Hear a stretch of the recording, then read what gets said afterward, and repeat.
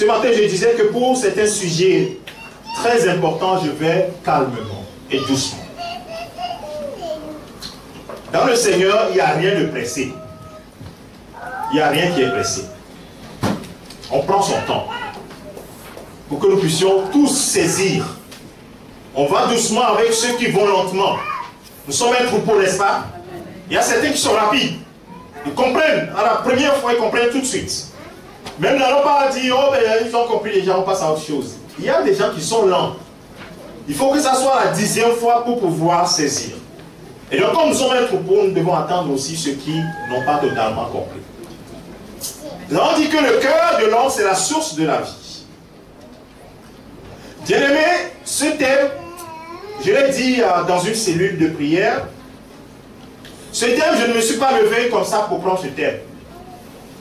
Le Seigneur dit, prêche à mon peuple, dis à mon peuple qu'il doit garder son cœur plus que toute autre chose. Parce que je viens bientôt. Je me suis dit, Seigneur, qu'est-ce que cela veut dire? J'ai cherché le verset qui parlait de ce thème. Proverbe chapitre 4, verset 23.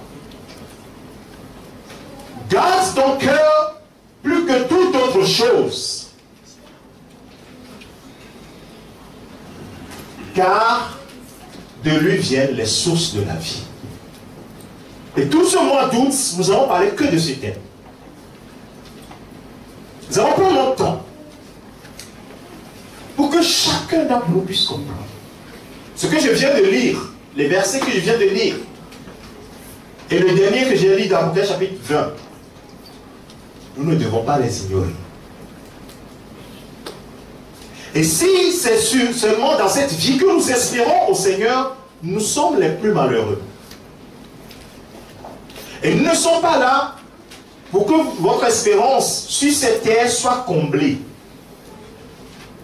Le Seigneur ne m'a pas appelé à vous donner l'espérance sur cette terre.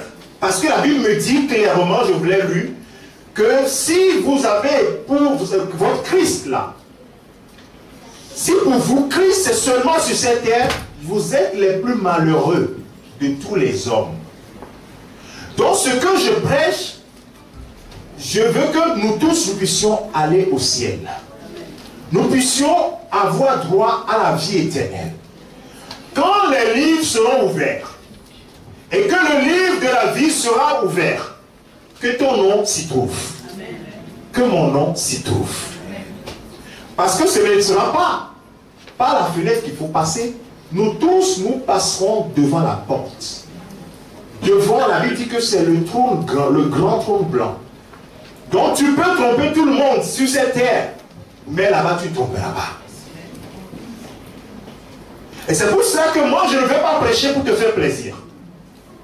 Sinon, j'ai autre chose à faire. Je vais prêcher pour que tu aies la vie. Ça peut te plaire, ça peut ne pas te plaire, mais certainement ce sera la vérité. Pour que tu puisses choisir entre le mal et le bien. La Bible dit, je mets devant toi le bien et le mal. Mais je te conseille de choisir le bien. Et donc je ne pourrais pas te pousser à choisir le bien. Mais je pourrais t'exhorter à le faire. Parce que ce sera la meilleure chose qui puisse t'arriver. Mais les choses de cette terre passeront certainement. C'est pourquoi il dit, si c'est seulement sur cette terre que tu espères au Seigneur, tu es le plus malheureux. Les maisons, ça passera. L'emploi, ça passera. Le mariage, ça passera. Qu'est-ce que tu cherches encore? Tout. La guérison, ça passera. Les gens sont guéris d'un cancer. Ils sont eu un autre cancer. Ils sont guéris de la paralysie, de la paralysie des membres. Et ils ont eu autre chose. Ça ne finira pas sur cette terre. Alléluia. Donc si c'est seulement ton espérance, c'est sûr, quelque chose qui concerne ce monde-là, bien aimé, je vais t'exhorter, je ne vais pas t'obliger, je vais juste t'exhorter à lever les yeux juste. À savoir qu'il y a des livres qui sont en train d'être écrits. Il y a des livres qui sont, c'est pas moi qui le dis, hein, je t'ai lu le passage, n'est-ce pas? C'est pas dans ma Bible, c'est pourquoi c'est affiché. Moi je lisais dans ma Bible et toi tu regardais sur les tableaux. Si tu avais ta Bible, tu peux lire également. Il dit, des livres furent ouverts grands, petits, tous étaient devant ce grand trône qui est le trône saint, très saint. Il n'y a rien qui peut être caché devant ce trône. C'est pour cela que nous devons suivre ce que le Seigneur nous dit. Quand il dit, hey, le temps est arrivé pour que vous puissiez vous examiner, pour que vous puissiez garder vos cœurs. Parce que j'arrive. Ce n'est pas parce que vous êtes dans ma maison, mais vous avez besoin de moi. Garde ton cœur plus que toute autre chose. Je suis dedans, tu es dedans. Je ne prêche pas pour toi, hein. Je prêche pour moi-même aussi. Et je suis dedans. Nous tous ici, nous sommes dedans. Même ceux qui l'ignorent, ils sont dedans. Gloire au Seigneur parce que tu ne l'ignores pas. En tout cas, dorénavant, tu ne vas pas l'ignorer. Parce que tu seras enseigné là-dessus. Et je prie que toutes les prédications concernant ce sujet soient compilées pour que les gens aient cela. Le jour où on va se retrouver dans le ciel, que quelqu'un m'a dit, ah, peut-être qu'on ne m'a pas dit ça, il dit, la compilation sur le cœur là, enseignement, tu as été là ou pas? Ah ben, je n'étais pas là. Ah ben, au moins on a enregistré pour toi. Tu as écouté ou pas? Non, je n'ai pas écouté totalement. Ah ben, je suis désolé, mais le Seigneur a parlé. Amen. Amen. Que le Seigneur vous bénisse. Amen. Garde ton cœur plus que toute autre chose. Et je te fais aussi le teasing des enseignements du vendredi. Le vendredi, le Saint-Esprit nous a encore mis sur le cœur de parler de la tentation et du secours divin. Tout ce mois, c'est le mois de la détente, n'est-ce pas? L'été, nous pouvons nous détendre, nous reposer. C'est le moment de faire aussi le bilan de sa marche. De pouvoir bien faire la rentrée. Nous faisons la rentrée dans notre travail, à l'école. Il faut que nous puissions faire la rentrée aussi spirituelle. Comment tu vas faire la rentrée si tu n'as pas fait ton bilan? Comment feras-tu la rentrée? Et donc, je t'invite également, pour les enseignements du vendredi, j'ai donné l'instruction au diacre que les enseignements, nous allons tous cibler sur ça. Tout ce mois. Nous ne savons pas ce que le Seigneur veut faire, mais il dit, c'est ce que vous avez parlé, que les gens s'examinent et qu'ils gardent leur cœur. Alors nous nous sommes posé la question, comment pourrons-nous garder notre cœur si nous ne connaissons pas notre cœur? Alors la question que je vais te poser, est-ce que l'homme peut connaître le cœur de l'homme? La Bible nous répond. La Bible nous dit que tu ne peux pas connaître le cœur de l'homme. Donc ton cœur, tu ne le connais pas. Et dans Jérémie chapitre 17, nous avons eu à lire ce passage. Et la parole de Dieu nous dit clairement que le cœur de l'homme animal, c'est-à-dire l'homme non régénéré, parce que déjà dans le jardin d'Éden, l'homme a été corrompu. Cet homme-là, le cœur de cet homme-là est méchant par-dessus tout. Qui peut le connaître? Ce cœur est méchant et tortueux par-dessus tout. Qui peut le connaître? Tu l'as? Jérémie chapitre 17. Je vais citer les versets, mais je veux qu'on aille rapidement. Donc ceux qui peuvent aider la sœur, s'il y a des références. Jérémie chapitre 17, verset 8, verset 9. Et donc voilà d'où c'est parti. Et comme nous ne connaissons pas le cœur de l'homme, comment nous pouvons garder le cœur? Tu ne peux pas garder ton cœur. Et la Bible te dit, dans Proverbe chapitre 4, verset 23, et ça, tu ne peux pas l'oublier. J'aimerais même que tu affiches ça dans ta salle de bain. Garde ton cœur plus que toute autre chose. Donc si tu as quelque chose, ton compte bancaire, tu surveilles ton compte chaque jour. Il dit, ce que tu dois surveiller le plus, c'est quoi? Ton cœur. Ah, le compte, quelqu'un peut piquer dessus. Mais ton cœur, c'est toi-même qui dois veiller. Ce n'est pas quelqu'un d'autre. Ah, c'est mon mari qui fait que je suis comme ça. C'est ma femme qui fait que je suis comme ça. Et la Bible te dit, garde ton cœur plus que toute autre chose. Alors comment tu gardes ton cœur? Ça veut dire que le cœur de l'homme est tellement difficile à comprendre. Mais la Bible nous donne des indices. Nous donne des indices qui nous permettent de cerner un petit peu. Alors nous sommes dit, pourquoi nous devons garder notre cœur? Parce que notre cœur est tiré vers des choses qui ne sont pas bonnes. Pardon. Alors nous allons lire un passage.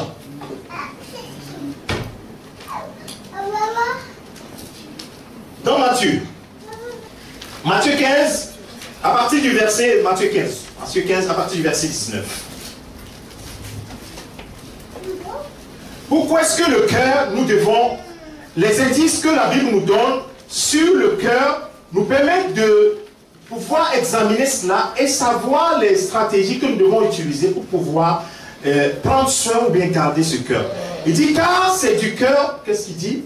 Car c'est du cœur que viennent les mauvaises pensées, les meurtres, les adultères, les débauches, les vols, les mauvais témoignages, les faux témoignages, les calomnies. Verset 20, voilà les choses qui souillent l'homme, mais manger sans être lavé les mains, cela ne suit point l'homme.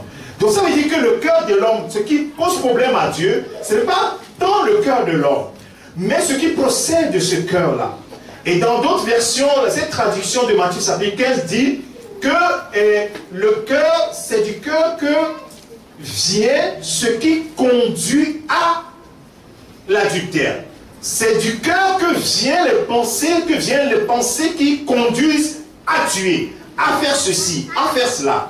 Alors, donc si nous voulons traiter comme des bons soignants, nous allons traiter la racine, n'est-ce pas?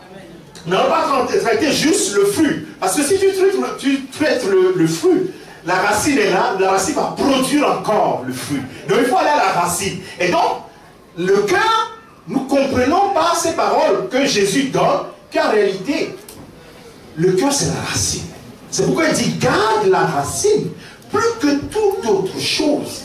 Toutes les autres choses sont importantes. Mais ton cœur là, plus que tout, garde ce cœur. Alléluia. Et nous avons, toujours je suis dans les rappels, et nous avons dit que le cœur, dans le cœur, il y a la convoitise. C'est la première des choses. La convoitise. Et la convoitise, nous avons vu que la convoitise, il y a la convoitise de la chair, la convoitise des yeux. Ça, c'est Jean qui nous le révèle dans Jean chapitre 2. La convoitise des yeux, la convoitise de la chair, la convoitise de l'orgueil de la vie. Ce sont des choses qui sont liées intimement au monde, les choses que Dieu ne veut pas voir. Ça, c'est toujours sur des indices. Les choses que Dieu ne veut pas voir, il dit, garde ton cœur. Parce que ce cœur-là est la racine. Il y a des choses qui peuvent procéder de ce cœur, peuvent sortir de ce cœur-là. Et qu'est-ce qui peut sortir de ce cœur? C'est des choses qui ne lui plaisent pas. Alors, quelles sont les choses qui ne lui plaisent pas? Et nous retournons dans la parole de Dieu, toujours la solution. Il dit, les choses qui sont dans le monde ne plaisent pas au Père. Et quelles sont les choses qui sont dans le monde qui ne lui plaisent pas? Il y a trois sous-racines qui ne lui plaisent pas. C'est-à-dire la convoitise des yeux, 1 Jean chapitre 2, verset 7, la convoitise des yeux, la convoitise de la chair et l'orgueil de la vie. Ces choses-là ne viennent point du Père, mais viennent du monde. Amen. Ça veut dire que si je dois garder mon cœur, cela veut dire que je dois garder mon cœur de la convoitise des yeux, de la chair, de la convoitise des yeux et de l'orgueil de la vie. Alors comment? C'est quoi exactement la convoitise de la chair? Convoitise des yeux et l'orgueil de la vie.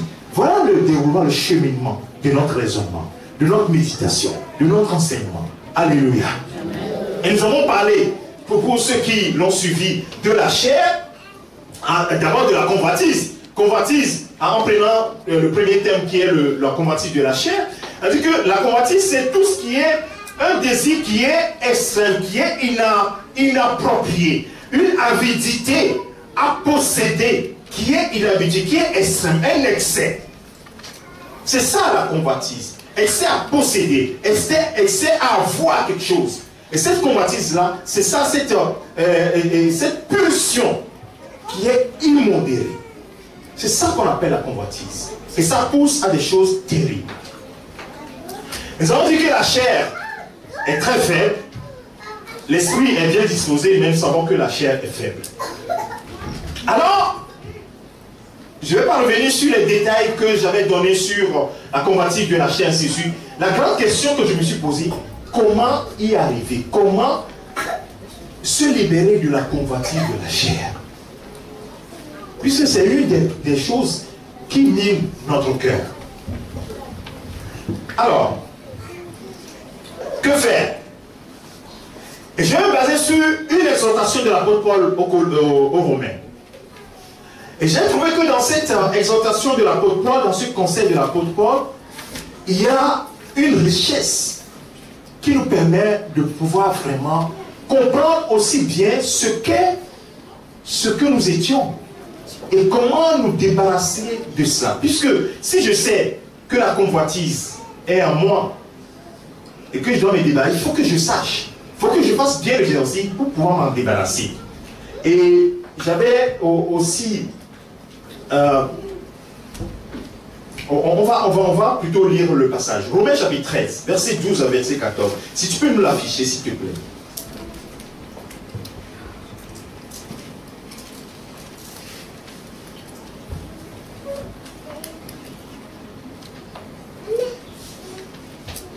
La nuit est avancée.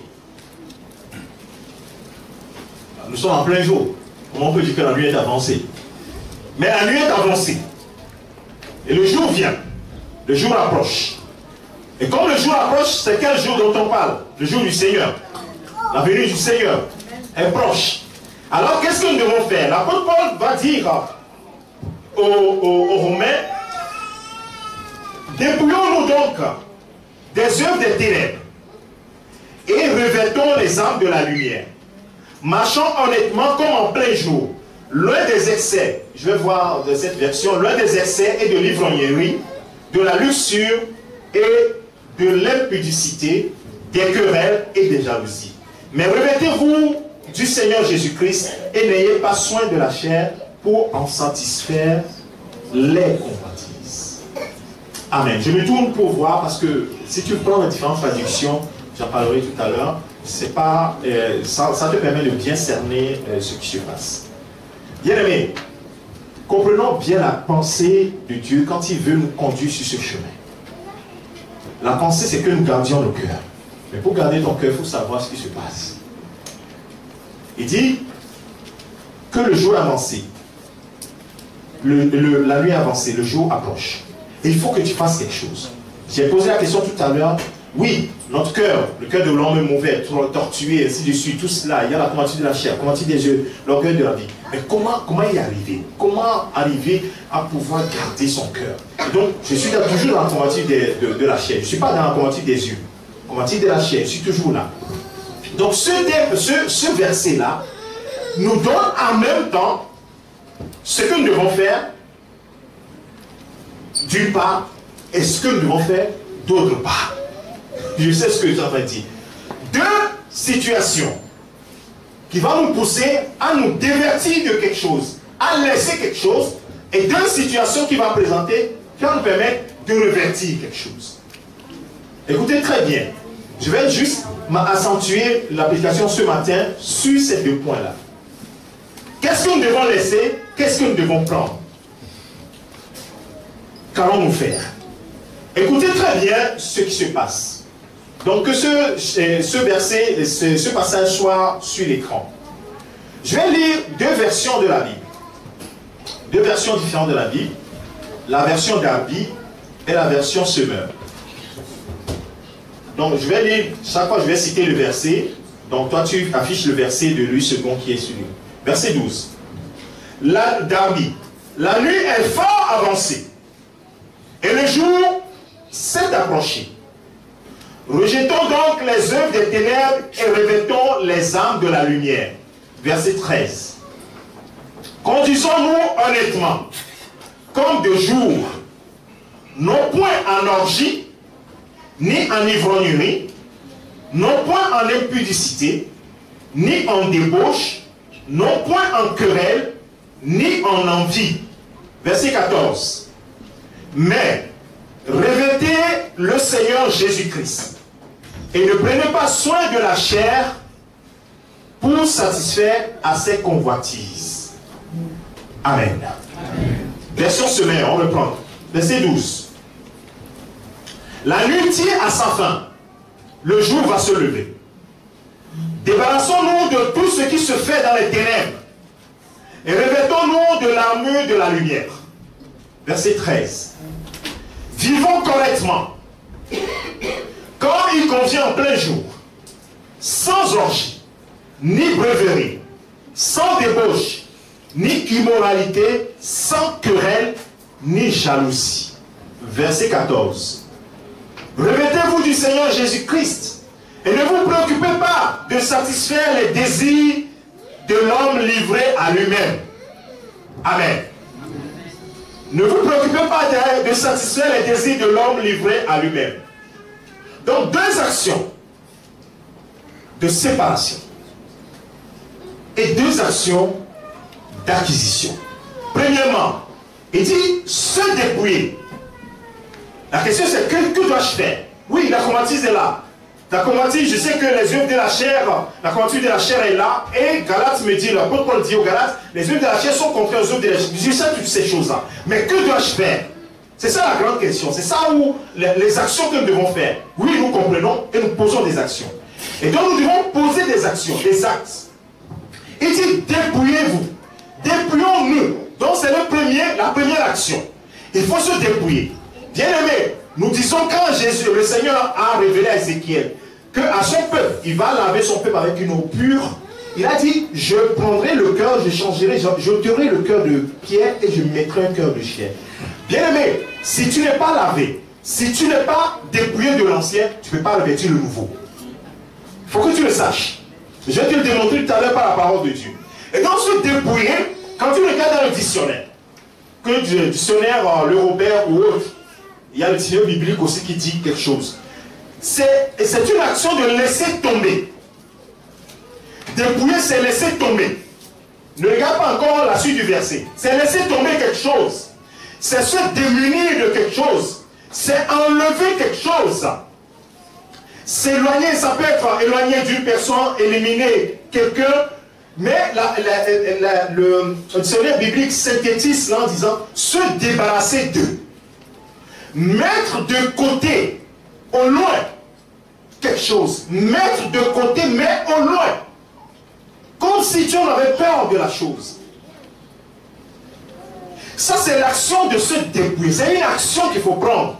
Bien aimé, la parole de Dieu, ce n'est pas pour égayer les oreilles. C'est pour prendre des actions. Quand tu sors d'ici, tu dois poser des actes.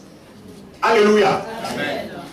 Ce n'est pas pour que ça te fasse du bien. Il a dit, la parole de Dieu, ça me fait du bien. Non. Ça veut que tu poses des actes. Amen. Donc ça veut dire que ce que l'apôtre Paul dit ici, c'est que tu dois te débarrasser de quelque chose. Alors je dois me débarrasser de quoi? Il dit, tu dois te débarrasser de quelque chose, des œuvres, des choses, ce qui se fait dans les ténèbres.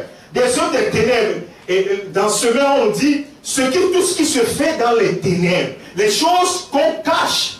Les choses que tu fais toi-même et que tu caches, tu ne veux pas que les gens voient. C'est pas bon. Il faut que tu les laisses. Et dans la version Darby, on nous dit, rejetons donc les œuvres des ténèbres. Et toutes ces choses, pourquoi les œuvres des ténèbres? Parce que ces œuvres ne sont pas bonnes. C'est pourquoi on ne les fait pas autre jour. Tu les connais. Deuxième situation, dans cette première catégorie, j'ai dit, il y a deux choses, deux actions d'enlever ou bien de se dépouiller, de rejeter quelque chose, et il y aura deux actions de se revêtir. Deuxième chose, et ça on va le trouver dans le verset, dans la fin du verset 3, verset 13, marchons comme en plein jour, marchons honnêtement comme en plein jour, loin d'eux. La deuxième action, qui sont complémentaires, mais j'ai voulu souligner ces deux points-là. Il dit, marche loin de quelque chose. Premièrement, il a dit, il faut que tu rejettes, que tu le mettes, tu ne t'approches pas. Maintenant, il faut que tu marches sans s'approcher. La première partie, c'est que tu l'as. Et que tu t'en débarrasses. La deuxième chose qui lui est semblable loin d'eux, ça veut dire que maintenant, peut-être que tu ne l'as pas, mais ne t'en approche pas. Alléluia. Il faut que tu marches loin de ces choses-là. Est-ce que vous comprenez la nuance? Premièrement, je faisais quelque chose. On me dit, il faut que je me débarrasse de la chose. Il faut que je laisse la chose loin de moi. Et quand je l'ai laissé, on me dit, il ne faut pas que tu t'en approches. Il ne faut plus que tu t'en approches. Toi qui n'en avais pas, on te dit, ne t'en approche pas. Alléluia. Voilà les deux catégories. Peut-être que tu es dans l'église, tu dis, oh, moi ces choses-là, je ne le fais pas. Oui, mais marche loin de ces choses-là. Ne t'en approche pas. Parce que ce sont des choses qui sont liées à la conversion, qui sont intimement liées à ce qui ne plaît pas au Père et qui sont la convertie de la chair. Et quand tu examines bien ce verset, quand je l'examinais, j'ai vu que en réalité, tout dans ce verset-là va dans l'excès. L'excès de quelque chose. Le premier excès est lié à l'excès des actes liés au sexe, les actes sexuels. Et la deuxième chose, c'est des actes liés à l'autre. Et c'est ça la jalousie, les querelles. En dehors de la jalousie, les querelles, tous les autres. Parce que l'ivrognerie, vous comprenez que l'ivrognerie, les gens pensent que l'ivrognerie, la Bible dit que c'est de la débauche. C'est de la débauche. Ne vous enivrez pas de vin, mais soyez remplis du Saint-Esprit. Parce que s'enivrer de vin, c'est de la débauche. Et les débauchés sont où? Ah, les débauchés, je ne sais pas. Toi aussi, tu me réponds. Et donc, on dit, loin de quelque chose. Loin de quelque chose. Il faut que tu marches loin de ces choses. Débarrasse-toi des actes des ténèbres. Et quand tu examines, je n'ai pas le temps d'aller dans les trucs. J'ai fait exprès, je n'ai pas pris le dictionnaire biblique. J'ai pris le dictionnaire que tu peux revoir. Va, tu prends les mots un par un et tu les cherches dans le dictionnaire, tu vas voir. Luxure. Vous avez le luxe, n'est-ce pas? Et les autres, vous savez ce que c'est la débauche. Va voir dans le dictionnaire, je n'ai pas pris le dictionnaire biblique. Luxure va conduire au luxe. Et le luxe, luxure, ça veut dire les excès, c'est la débauche. Dans le dictionnaire, ce n'est pas le dictionnaire biblique. C'est lié à la débauche, tout ce qui est l'excès de quelque chose. Donc l'excès de l'argent poiqué, ça c'est une veste de luxe. C'est une veste de la débauche. Tu vois, c'est ce que tu es en train de dire sans le savoir. Va dans le dictionnaire, non, si tu prends le dictionnaire, tu vas voir. Dans le dictionnaire, j'ai pris le dictionnaire. Je les ai notés. C'est exactement ça. Sinon, si tu peux regarder dans ton smartphone, si je suis en train de te tromper, tu vas voir ça. Les orgies, c'est les excès de quelque chose. Tout cela, des actes liés toujours au sexe et tout ce qui sue. Ah, bien aimé, j'ai dit ce matin que si tu ne connais pas celui qui est ton ennemi, tu es en grand danger. Il est malin. Il est même très malin. Très malin. Il va te conduire dans des choses que tu ne vas même pas l'imaginer. Donc faisons très attention. C'est pourquoi la Bible nous appelle à quoi? À la modération. Tout ce qui est excès va conduire à quelque chose. Excès dans le manger, excès dans le boire, excès dans l'habillement, excès dans le maquillage, excès dans tout. Je suis désolé, je vais le dire comme ça. L'excès de tout ne vient pas de Dieu. Tu bien la parole de Dieu. Dans tout ce qu'on vient, les orgies, va dans ton dictionnaire, tu les prends un par un. Tu vas voir que c'est lié à l'excès. L'excès, j'ai pris même l'air. L'excès des choses. Mais des choses qui sont liées à la débauche. Les orgies, même dans le dictionnaire, le Robert, ils disent que les orgies, l'orgie, ils ont donné même en latin que c'est lié à la débauche liée au sexe. C'est ce qu'ils ont dit. Et ils vont maintenant dire qu'il y a les dérivés, c'est orgie de, on peut dire, orgie de boisson. Donc c'est tout ce qui est l'excès, c'est-à-dire orgie du manger, de ce repas, c'est l'excès de ce repas. Donc en réalité, en mangeant, sans que les gens le sachent, en fait c'est un acte indirectement sexuel, c'est-à-dire que c'est un excès d'une avidité, d'une pulsion qui est à la personne et qui pousse la personne à faire ces choses-là. Et bien aimé, faites attention.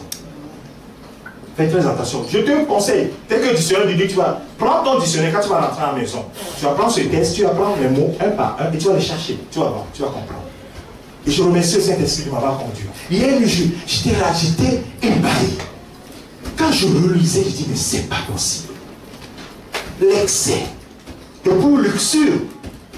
Et on a donné même l'exemple du luxe. Les gens qui aiment le luxe. Elle dit, tu aimes la débauche. Tu vois, nous sommes chrétiens. Nous, moi, j'aime le luxe. Hé, faut pas aimer le luxe, ça. Selon le dictionnaire, hein, je ne te dis pas de ne pas acheter des choses de luxe. Quand tu parles de luxe, c'est lié au luxe, luxure, qui veut dire la débauche. C'est écrit comme ça dans le Robert. C'est pas moi qui le dis. C'est les grands savants qui sont dans l'académie là. Ce sont eux qui ont dit ça. Alors, bien aimé, donc se débarrasser de quelque chose.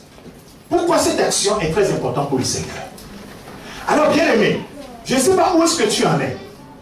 Mais pour les actions, pour garder notre cœur, d'abord, si tu as des choses, il faut que tu t'en débarrasses.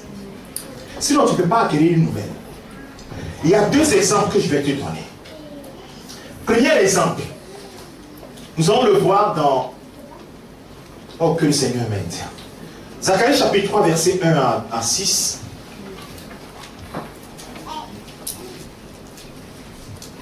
Le deuxième, peut-être, je vais juste le décrire.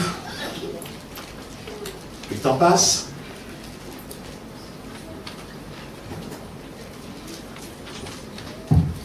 Tu l'as?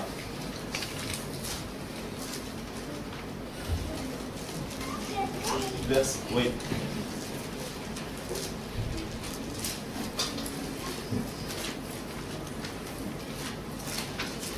Je peux le lire dans Zacharie chapitre 3, verset, normalement c'est verset 1, verset, c'est pas grave. Verset 1, voilà du verset 1. Il me fit voir Josué, le souverain sacrificateur. C'est une révélation. Il me fit voir le souverain sacrificateur Josué, debout devant l'ange de l'Éternel. Et Satan qui se tenait à sa droite pour l'accuser. On a donné le nom de Satan ce matin, n'est-ce pas? On a dit qu'il est quoi? Bon. Séducteur, l'accusateur, tu vois, ici. Et dans l'Apocalypse aussi, on dit l'accusateur, celui qui accuse nos frères devant le Seigneur nuit et jour. C'est lui, l'accusateur. Donc il ne faut pas l'ignorer. Si tu l'ignores, ça fait ton problème. Verset 2. L'Éternel dit à Satan, que l'Éternel te réprime, Satan. Que l'Éternel te réprime. Lui qui a choisi Jérusalem. N'est-ce pas là un tison arraché du feu? Or, verset 3. Or, Josué était couvert de vêtements sales. Était couvert de vêtements sales. Et il se tenait debout devant l'ange. Verset 4. L'ange, prenant la parole, dit à ceux qui étaient devant lui, ôtez-lui les vêtements sales. Puis il dit à Josué, vois, je t'enlève ton iniquité et je te revêts d'habits de fête. Amen. Amen. Je vais juste te montrer cette action qui se passe. Josué était habillé d'une manière. Et il dit, enlevez-lui ses vêtements sales. Bien-aimé, la façon dont nous marchons peut dénoter si nous avons des habits propres ou des habits sales. Nous pouvons être bien maquillés, avec des costumes brillants, mais nous sommes pour Dieu, quand il nous voit, nous avons des haillons, des vêtements déchirés, pleins de saleté. Et ça, c'est l'image. Et comment Dieu peut changer cette personne-là, ou bien comment la transformation peut se faire? Il faut d'abord ôter les vêtements. Vous vous rappelez tout à l'heure, dépouillez-vous. Vous comprenez que cette action-là, on ne peut pas l'occulter. On ne peut pas le sauter. Les gens disent oui, oh, j'ai fait les choses, mais ce n'est pas grave. On va faire mieux. Tu ne feras jamais mieux. Parce qu'en réalité, tu n'as pas ôté la graine. Supposons, tu as des haillons, des vêtements très sales, puants, et tu vois le costume, le bon costume. Et comme notre frère Adolphe, voyez le costume avec cravate, et tu mets le haillon dessous. Tu prends le costume et tu mets. Est-ce que ça va aller? À la maison, quand nous habillons, comment nous faisons? Nous ôtons le vêtement que nous voyons qui n'est pas présentable, et nous prenons le vêtement qui est présentable, n'est-ce pas? Et c'est ce que nous faisons. Et pourquoi est-ce que nous ne faisons pas à Christ? C'est pourquoi il dit, dépouille-toi de quelque chose, laisse quelque chose, rejette quelque chose et prend autre chose. C'est la deuxième partie que je n'ai pas encore touchée. J'ai dit deux choses pour se débarrasser, se dépouiller, et il y aura deux choses pour se revêtir. Amen. Amen. Et ça c'est important, c'est un principe de Dieu. Il fait rejeter quelque chose et il prend autre chose. C'est la même chose dans Luc chapitre 15. Lorsqu'on parle de ces deux jeunes hommes qui ont un père qui les a élevés et arrivé un moment, il y a un d'entre eux qui dit, moi je vais prendre ma richesse et puis je vais aller dilapider cela. Il a pris sa richesse, il est allé et malheureusement il a dilapidé sa richesse. Et qu'est-ce qui s'est passé? À un moment donné, il a dit non, ça ne va pas. Le fils perdu. C'est Luc chapitre 15, verset 11 jusqu'au verset 32. Nous n'allons pas le lire, je vais juste prendre quelques passages. Et quand il a dit, il est allé dépouiller en fait, dépenser tout ce qu'il avait, et maintenant il n'avait plus rien. Il était obligé de se mettre au service d'un maître. Et dans ce service-là, il n'avait pas beaucoup à manger, et il devait s'occuper des pourceaux. La Bible dit dans le verset 7, il alla se mettre au service, verset 15, il alla se mettre au service d'un des habitants du pays qui l'envoya dans les champs garder les pourceaux. Il aurait bien voulu se rassasier des carouges que mangeaient les pourceaux, mais personne ne lui en donnait. C'est que même la nourriture des porcs, il ne pouvait même pas avoir accès. Et quelqu'un qui s'occupe des pourceaux, vous imaginez les porcs, donc ils sont dans les trucs, donc certainement il a des habits sales, des trucs comme ça. Arrivé un moment, qu'est-ce qui va se passer? Étant rentré en lui, ah Seigneur, verset 17, étant rentré en lui, ayant pris conscience de son état, ayant pris conscience qu'il a des vêtements qui ne sont pas bons, il a une situation qui n'est pas la bonne, il veut changer de situation, qu'est-ce qu'il dit? Ayant rentré en lui-même, il dit, combien d'ouvriers chez mon père ont du pain en abondance, et moi ici, je meurs de faim. Je me lèverai, j'irai vers mon père, et je lui dirai, mon père, j'ai péché contre toi, ainsi de suite, ainsi de suite. Et le comble, il arrive chez son père. Son père le voit. Si tu étais à la place de son père, tu allais le juger. Son père ne l'a pas fait. Il a pris, il l'a embrassé. Mais l'histoire n'est pas finie, puisque je suis dans la situation d'enlever quelque chose et de revêtir quelque chose. Mais cette action est passée dans l'histoire comme une petite action, mais c'est une action qui est grande pour le Seigneur. Quand il va prendre son fils, le fils lui dit, mon père, son père va l'embrasser. Mon père, j'ai péché contre toi. Ça, c'est ce qu'on appelle la repentance. J'ai péché contre toi. Contre le ciel et contre toi. Je ne suis plus digne d'être appelé ton fils. Mais le père dit à ses serviteurs. Le père ne lui répond même pas. Qu'est-ce qu'il dit à ses serviteurs? Apportez vite la plus belle robe. Ça veut dire qu'il avait les plus belles robes. Il avait déjà les plus belles robes et on lui donne d'autres robes belles. Il avait quoi? Il n'avait plus d'argent. Il était au service de quelqu'un qui lui dit, va travailler avec les porcs. Est-ce qu'il a des habits propres? Est-ce qu'il a des habits en bon état? Le père lui dit, apportez. La première chose que le père dit, il n'a pas dit, allez le faire asseoir et qu'il boive un bon coup.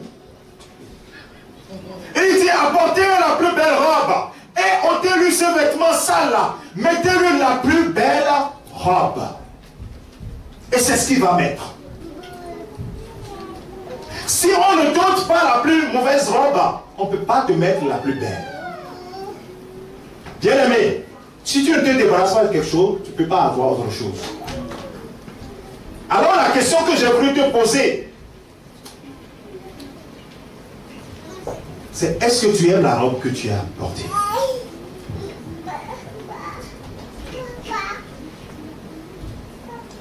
Aujourd'hui, j'ai fait exprès de ne pas aller insister sur certains points. Je veux juste te poser la question. Est-ce que tu aimes la robe que tu portes? La robe, c'est ta vie. Hein? Si tu ne sais pas, c'est ta vie. La vie que tu as là, est-ce que tu aimes? Je racontais à quelqu'un que il y a une personne qui est addicte à l'alcool. Et dans la famille, souvent, ils ont l'habitude d'aller consulter les devins pour savoir ce qui se passe. On dit, mais, donc le parent qui amène son enfant, il dit donc au génie, il dit, ah, mon enfant là, il ne fait que boire, je ne comprends rien.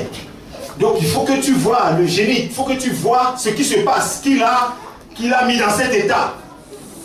Vous savez la réponse du génie? Ce n'est pas la parole de Dieu. Hein. Je raconte des choses du monde, des choses qui sont, c'est juste pour vous montrer des choses. Et le génie dit au père, il dit en réalité ton fils, personne ne l'a, c'est lui-même qui aime l'alcool. Donc partez, c'est lui-même qui aime l'alcool.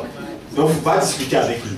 Et même les choses du monde, il dit que c'est lui-même qui aime. Est-ce que tu aimes le vêtement que tu as? Si tu ne hais pas le vêtement que tu as, tu ne peux pas l'enlever. C'est ça mon problème. Oui, Seigneur, aide-moi.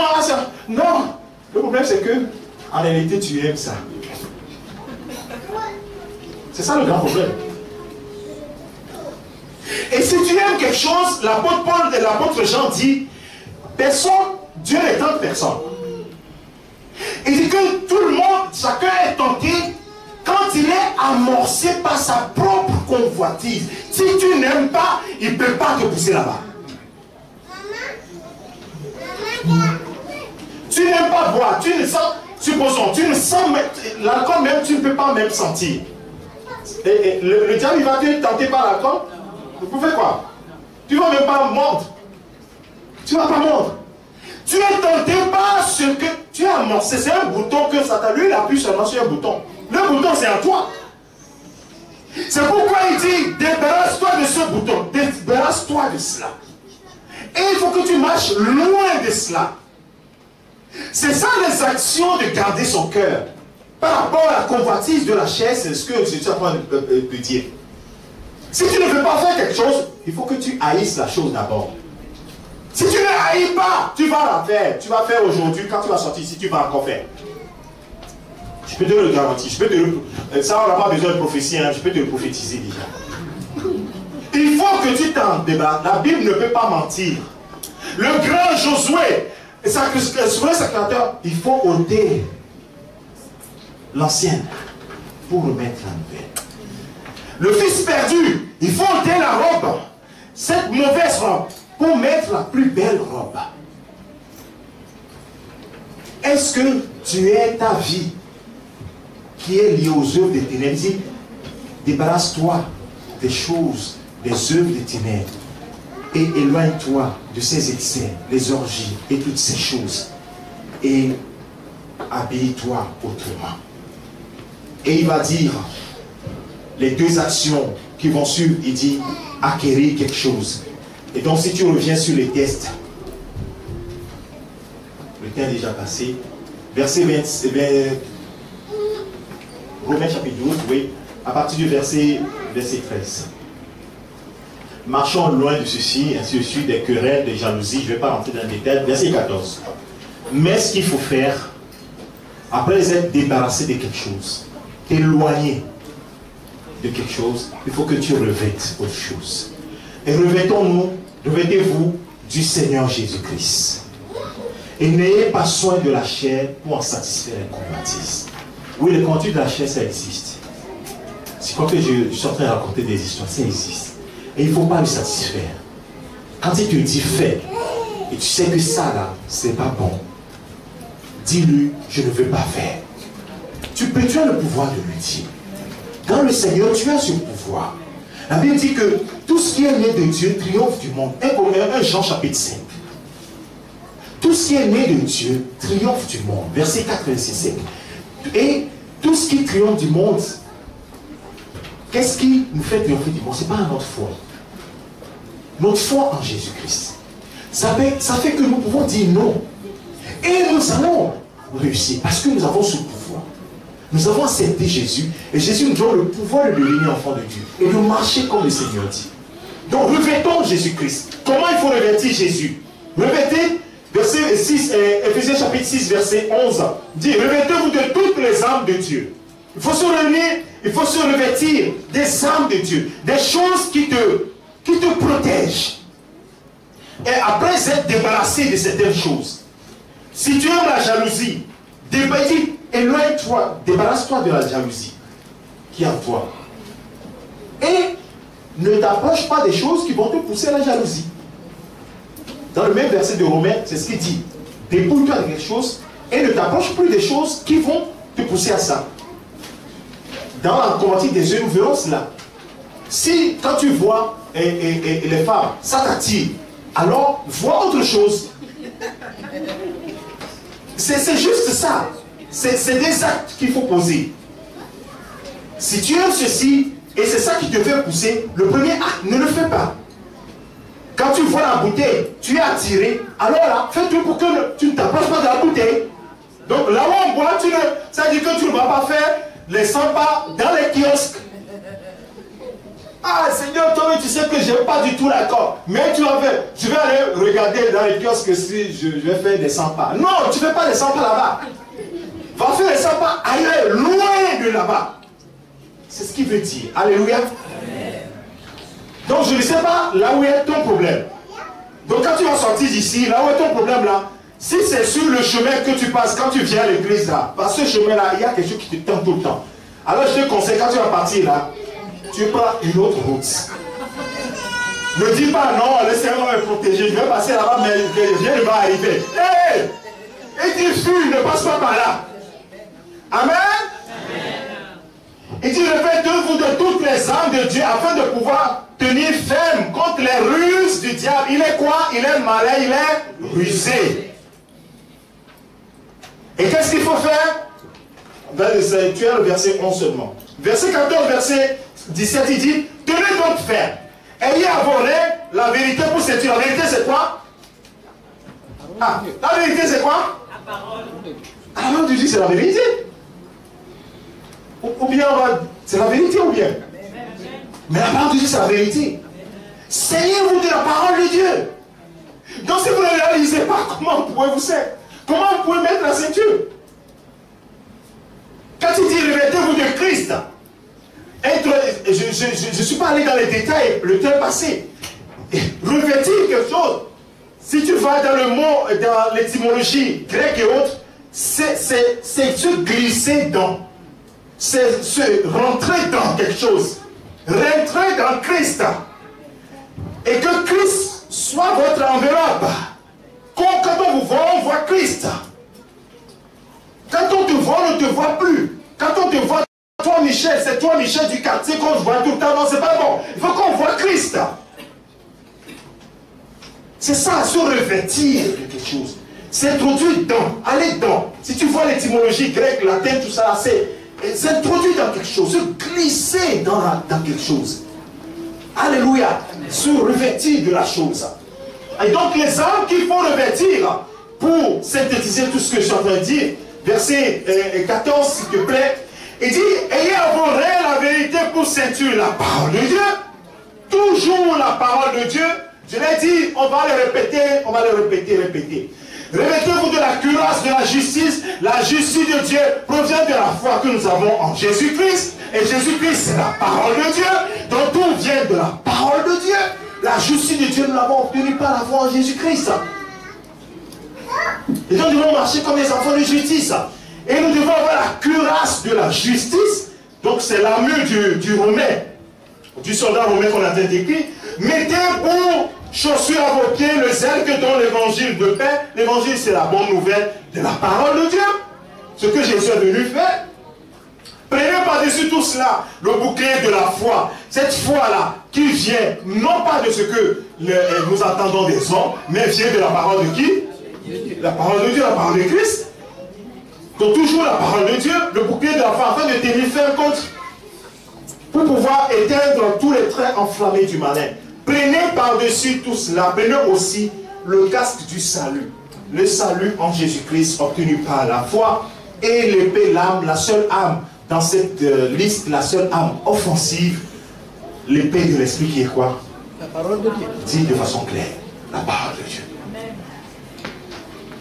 Bien aimé, revêtir Christ, c'est revêtir la parole de Dieu. En d'autres termes, révèle la parole de Dieu. Garde ton cœur plus que toute autre chose. La combattue de la chair, il y a tellement de choses à dire par rapport à ça. Mais il faut que tu te débarrasses de quelque chose pour revêtir quelque chose. Si ta chair aime des choses, c'est normal. Parce que c'est la chair, elle n'est pas sauvée. La chair a des convoitises. Mais la parole te donne un conseil, il dit, ne lui laisse pas le temps. Et ne satisfais pas ses passions. Quand il te dit, fais quelque chose, tu lui dis non. Parce que la parole de Dieu me dit de ne pas le faire. Et qu'est-ce que tu vas, comment tu auras les armes pour pouvoir lui résister? Parce que tu auras la parole de Dieu comme ceinture. Tu auras la parole de Dieu comme couverture. Tu auras la parole de Dieu comme casque. Tu auras la parole de Dieu pour protéger tes pensées. Tu auras la parole de Dieu comme bouclier. Tu auras la parole de Dieu comme épée pour l'agresser lui aussi. Alléluia. Amen. La parole de Dieu. Amen. La parole de Dieu. Bien-aimé, quand on te dit garde ton cœur plus que toute chose, c'est garde ton cœur attaché à la parole de Dieu. Amen. Sinon, elle va aller ailleurs. Et c'est des choses, des pensées qui vont sortir, ce sont des pensées qui sont négatives. Des choses qui vont te conduire à t'éloigner de Dieu. Nous tous, nous sommes dans la même barque. Ce n'est pas parce que tu es chrétien que tu ne seras pas amorti, tu ne seras pas attiré vers des choses. La convoitise, tu vas être attiré vers des choses. Mais c'est toi, l'apôtre Paul dira ailleurs, fais donc mourir. C'est toi qui feras mourir. Ce n'est pas Dieu, c'est toi. Les chrétiens aiment que les pasteurs puissent faire le travail à leur place. Là, cette fois-ci, c'est nous tous. Moi aussi, il faut que je fasse mourir. Et toi aussi, tu dois faire mourir les choses. Il faut que tu te débarrasses, il faut que tu poses des actes. Si tu ne poses pas des actes, et tu te souviens de quel trône on en parlait ici?